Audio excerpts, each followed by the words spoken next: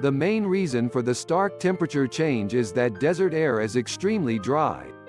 In arid deserts like the Sahara and the Atacama Desert in Chile, the humidity, the amount of water vapor in the air, is practically zero, and unlike sand, water has a huge capacity to store heat. Water vapor in the air traps heat close to the ground like a giant invisible blanket and stops it from dissipating into the atmosphere, according to World Atlas. Air with high humidity also requires more energy to heat up, meaning it also takes more time for that energy to dissipate and for the surroundings to cool down. Therefore, a lack of humidity in deserts allows these arid places to quickly heat up but also rapidly cool. Adapting to extreme temperatures. Despite these rapid temperature swings, desert animals are well adapted for the desert's extreme temperature changes. It tends to be a relatively small problem for them, said Dale DiNardo, an environmental physiologist at Arizona State University who specializes in desert animals. The bigger challenge is getting enough food and water to survive.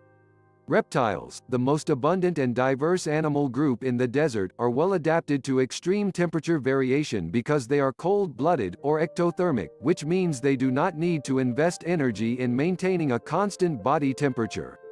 In other words, reptiles can use this energy elsewhere, like hunting.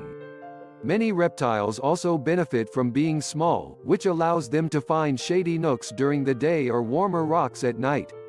There's a lot of different places to go to be warmer or cooler, especially when you're small. However, large warm-blooded or endothermic mammals, like camels, are too big to hide away from the sun and can't let their body temperature drop.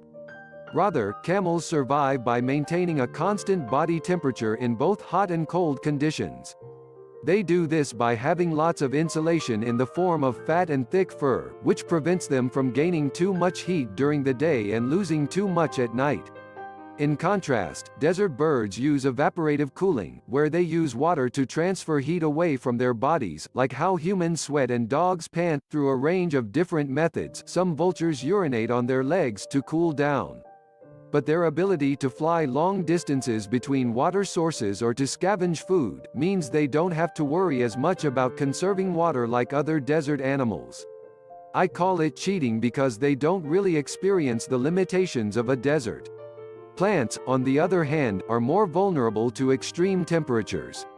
They face a much bigger challenge because they don't get to move.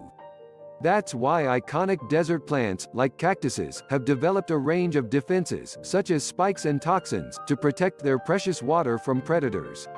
However, freezing temperatures at night can be deadly for plants because water freezes and expands within their tissues, which can cause irreversible damage.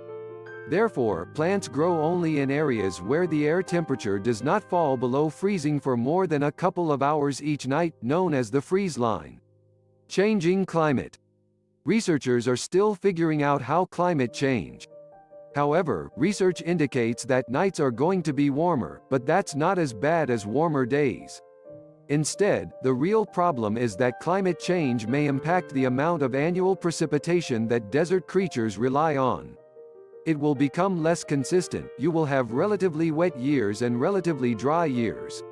But even if most are wet enough, it will only take one really dry year to cause big problems.